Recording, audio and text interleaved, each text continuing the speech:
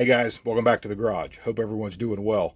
Hey, trying to get back in on a regular routine on these weekly bench talks. I've actually missed doing them. I've got quite a few more projects going on here, so we'll have some good content for you. But I'm going to try to get back onto a regular day for that to go up. But guys, bear with me right now. All this other stuff I got going on, I'm going to try to find a day that I can dedicate to that bench talk. But for now, we got one. This one's probably coming out Tuesday night. So I don't know if it's we're going to just try to keep it on Tuesdays. We'll see how it goes. And we'll just roll with it from there. I want to start out though first on this one, guys. Just another reminder. We got our LT's 22nd annual model car show coming up August 23rd. That's this coming Saturday, 2025 at the Harrod Event Center. That's 9520 Harrod, Ohio, or Harrod Road in Harrod, Ohio, from 9 to 4. There's some information there, and if you're interested and you're in the area, you want to come out and be a part of it, give Robert a call there. Give him a call, or there's his email. Just shoot him an email if you're interested in that. Guys, there's always a lot of nice cars there. The vendors, the swap meet area is usually really good at this one. Always have a good time. And then again on the back. Now, this was an early printing, guys, and at the time they didn't know the theme build, but it is surf wagons. And as you saw by the thumbnail, I've got mine wrapped up and ready to go. So there's just some of the categories there, or all of the categories actually. Just pause as I go there. Again, no repeat winners at this one.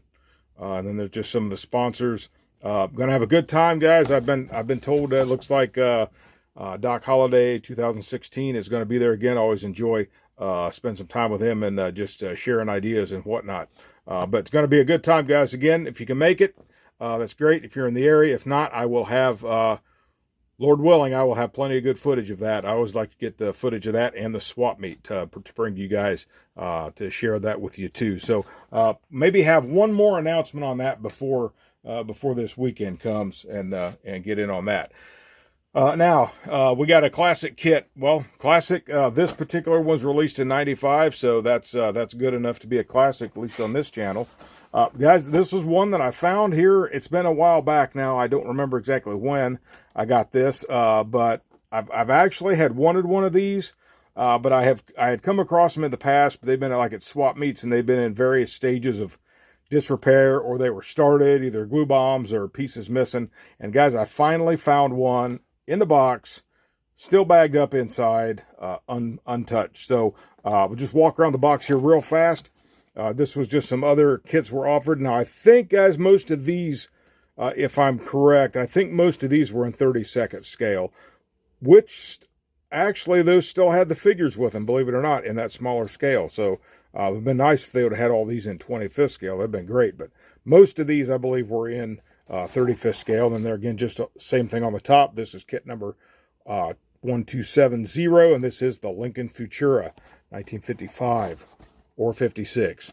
So they're from an old reprint of the old box, Revell, and then there's just some more of those probably 32nd scale kits there with the figures. So we're going to crack this open real quick here, and then we're just going to go ahead and take a look at this real fast. See, all bagged up. Now, it is a multi-piece body. I've shared with you guys before how I never was a fan of that, but I think if you do them the correct way or the right way and take your time, they can be very rewarding when they're done. Now, I did have a little insight on this one, and I've been told actually that, now you do it carefully, but if you cut along this edge down here, and then I'm not sure, probably around this back, that you can actually add some styrene strip to that and actually build this chassis up, and then use that styrene strip as a lip to set that back on. So I know that it'd be kind of like, especially something like this, it'd almost be like a one and done deal. So you have to be really careful, but that's something to think about, and something I may consider as I go on whenever I should happen to build this one. Now, this one here says Revell. See through the plastic, 1956. I don't know if you can see that or not. It's not coming up too well, but it does say right there, Revell Inc. 1956. So, which everybody knows pretty much, I believe by now, obviously, that this is what eventually turned into the Batmobile, George Barris. And I guess this car in 1955, 56 was about $250,000 then to produce, which I guess is about $3 million equivalent today. So it'd be almost like buying a really super cheap Bugatti or something today. But look at that chrome, guys. Still nice. Again, this kit was a version from 95, or a 95 release. Still rich, brilliant chrome there, all on the tree. And we got the glass, the bubble glass, and I have put that in some plastic. So the glass top is still there. And then this instruction sheet, as you'll see, the reprint even shows, let me get to it here, even shows copyright 1956 by Revell. Now it says here Revell AMT Inc. So I guess there was a time they did partner up, actually, at one time. So there just shows all the other cars you could get there to build, and then just quickly, pretty simple stuff, guys, really, right there. And it shows that this comes with the figures. And then that's pretty much it. Now I also have the I believe is it the Pontiac? Yeah, Pontiac Club de Mur. I bought also, a French word, I think. Bought that, and it's the same configuration. And I think the only thing that's missing in that are the figures. But this has the figures, and this is all complete. So this, guys, will be considered our classic. Maybe some wouldn't call it vintage, but our classic kit of the week. So fun to have this one, guys. Again, it's complete. I could start fresh on it whenever I decide to do it. No immediate plans to build it in the future. It'll just rest on the shelf with the rest of the oldies, so to speak. So that's that, guys. Moving right along here. Again, I'm trying to get through this without burning up a whole lot of time. And before we get into the Surf Wagon, guys, as you see it back here, Surf Wagon is done and ready to go. This is something I've actually been putting off. I intended to do this a long time ago, as this magazine, I believe, was from November of last year. They had Fine Scale Modeler had come to the LT show. I'm sorry. I'll get it, guys. Pardon me. Came to the LT show in 2023. Took some pictures, and they had a paper beside one of my cars. And guys, I got it in the magazine, and it is right here, right there. It's my 55 Chevy convertible. That's the monogram. 55 Chevy convertible in 1/25 scale, and that is actually the one that is on my shop card. So I was honored to have that in. That was one of my goals when I started building model cars, and really started getting into it. Was I said I'd love to have one of my cars in a magazine, and there it is, National Publication Contest Cars of Fine Scale Modeler. And also at the freeze frame that same year, I did not go to that, but my buddy Robert went. And as soon as I can fumble through here, I had it marked, but it's falling down. Here we go. My buddy Robert went, and he ended up getting his Oldsmo trike right there in the Fine Scale Modeler Contest Cars magazine. So, and guys, there's just a lot of great, I know this is an older issue. Most of you have already seen it. I know some of you have actually had on your channel as well, but I was just glad to be a part of that, and I was honored that they picked one of my cars to be in the magazine. So I just want to share that with y'all as well. So that's that. I guess now, as they say, on to the main event. Guys, this Surf Wagon is done. It offered me some challenges, but nothing that couldn't be, I'm going to bring this down just a little bit, nothing that couldn't be overcome. So I'm going to go ahead and take these surfboards off. Now, a lot of this, guys, I had done. I already had the decals done the last time you stopped in, and most of the rest of the body was done. But I was able to get some more things accomplished on this. I did get the surfboards done. This would be the longboard. And then this one I just got this one done just the other night. This is just to be the smaller one. And this is I did painted this. This was a tester's, I think this was a tester's lacquer, no clear. And this was a Nason automotive fast dry enamel. No clear on that either. That is a 78, 79 GM color. I know they had all Corvettes and Camaros and such, but anyway. But so that's that small surfboard there. We'll just bring this guy in up here, and I'm going to hold him by the wheels because I don't want anything to happen to that back bumper. I got the roof rack on top there. That ended up working out okay, guys. So what I ended up doing is on these, as I mentioned last time, they were kind of tight in here, so I just very, very carefully took my knife and opened them up just slightly, each one of them, until I could get those to slide right in there. And I realized I didn't even have to glue them in. They kind of was a friction fit.